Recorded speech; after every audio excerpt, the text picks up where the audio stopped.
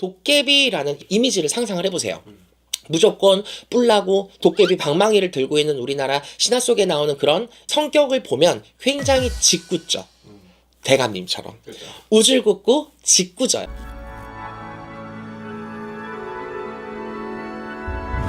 네, 우리가 이제 다 터마다 이 성향들이 있잖아요. 그쵸.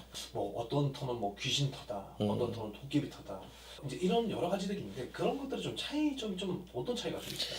많은 분들이 이제 특히 장사하시는 분들께서 점집을 가시면 이제 뭐 물어보시기도 많이 할 거예요. 보통 아파트나 집을 갖다가 도깨비 터다, 귀신 터다 이렇게 얘기하시는 경우는 거의 없고, 이제 장사를 하는 그 가게 터 이제를 갖다가 뭐 매매가 안 된다거나 아니면 뭐 자꾸 망해 나간다거나 아니면 뭐 장사가 들쭉날쭉한다던가 이랬을 때 답답한 마음을 가지고 점집에 갔을 때 이터 도깨비 터야. 그래서 뭘 모셔야 돼? 혹은 뭔가를 해야 돼. 이터 귀신 터야 등등 이렇게 이제 단문을 받는 경우가 있어요.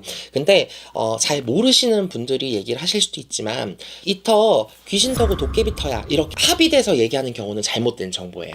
쉽게 말하면 귀신 터면 귀신 터고 도깨비 터는 도깨비 터예요. 이게 엄밀히 다릅니다.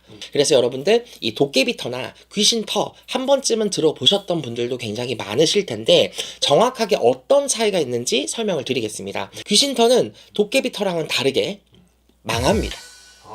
장사가 안 돼요. 그냥 망해요.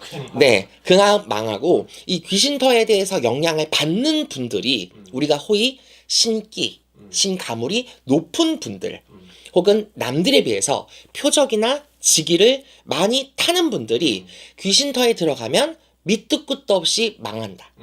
쉽게 생각해보세요, 여러분들. 귀신이 있는 터야.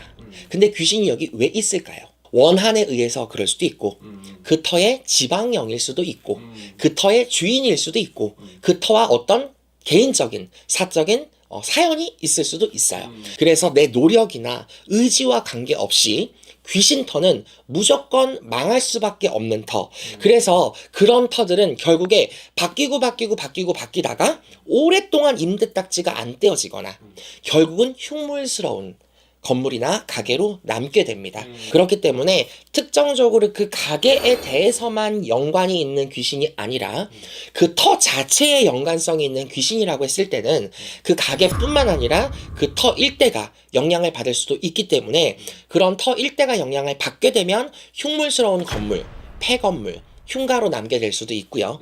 그 특정 호수만 연관이 있는 귀신 터다라고 했을 때는 그 다른 가게들은 다 잘 되는데 여기만 들어오면 세입자들이 버티질 못하고 다 나가는 거야.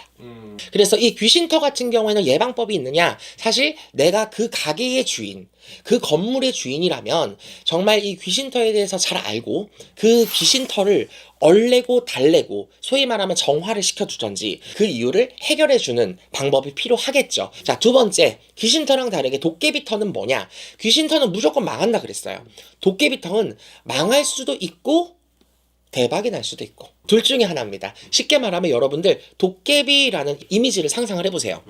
무조건 뿔나고 도깨비 방망이를 들고 있는 우리나라 신화 속에 나오는 그런 성격을 보면 굉장히 짓궂죠. 대감님처럼. 그렇죠. 우질궂고 짓궂어요. 그래서 실제로 옛날에 저희 친할아버지가 정말 저 어릴 때 돌아가셨는데 옛날에 할머니를 통해서 들은 적이 있었어요. 우리 고모랑 할머니가 저희 할아버지가 도깨비를 많이 만났더래요. 저희 마을에서 맨날 도깨비가 나와가지고 사람들을 괴롭히고 무조건 만나면 씨름을 하자고 덤비니까 그 씨름을 해서 이기면 소원을 들어준다 이거야. 그래서 그런 게 너무 많았으니까 동네 사람들이 지긋지긋하게 시달리고 도깨비한테 씨름에 졌던 할아버지들은 몸져 누웠어요. 그래서 마을 사람들이 뭉쳐가지고 도깨비 불을 기다렸어요. 그래서 도깨비 불을 기다렸다가 산으로 몰아가지고 그물망으로 몰아서 도깨비 불을 산 나무에다가 감았어요. 근데 희한한 게 불인데 나무에다 갖다 묶었는데도 나무가 타질 않더래요. 근데 도깨비 불이 뻘겋지가 않고 파랗더래. 그래서 다 묶어놓고 몽둥이로 그냥 꽃갱이로 안 죽을 만큼 패고 다 이제 던져놓고 간 거야. 다음날 와가지고 이제 마을 사람들이 와서 도깨비 불을 묶어놓은 나무에 갔더니 여기에 걸려있던 게 뭐였게요? 곡괭이였대요.